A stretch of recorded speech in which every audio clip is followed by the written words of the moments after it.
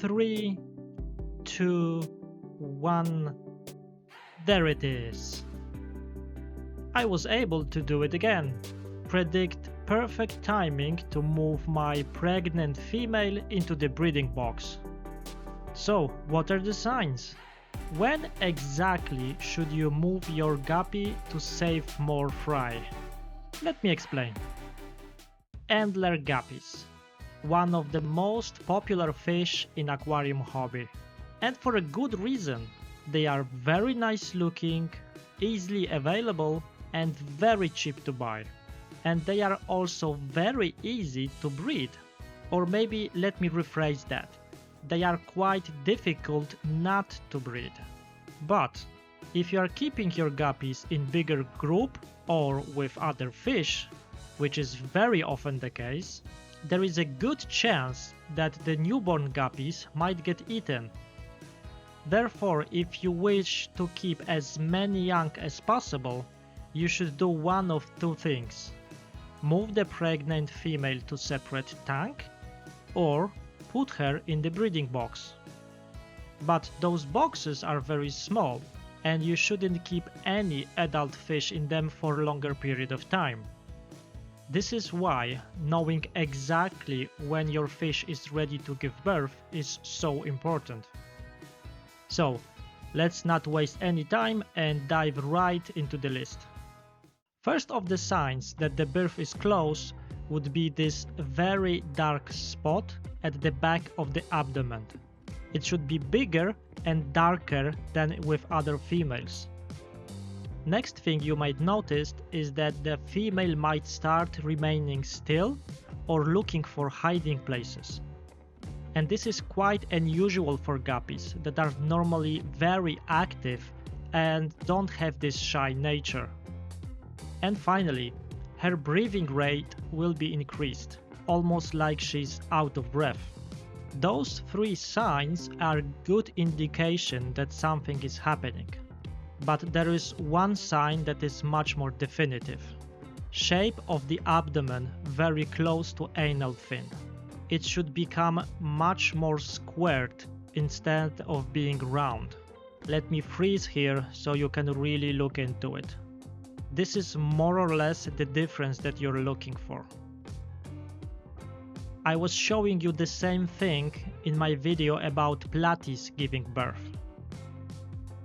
So you can check that one as well if you wish. So anyway, I saw the change in shape and that meant it was definitely time to move her. So this is exactly what I did.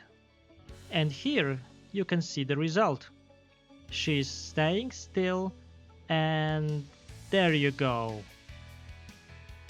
And here is another one. That one was fast. And sometimes those babies can get kind of stuck, like here, but you shouldn't worry. This happens sometimes, but after a minute or two, the female will be okay and the baby will survive. So this process was repeated over and over. Number of guppy babies was increasing every minute. And other fish, right here in the back, were very curious and also wanted to be the stars of this video. But don't worry, today is all about you. And honestly, those fish in the back, they saw those babies as potential food.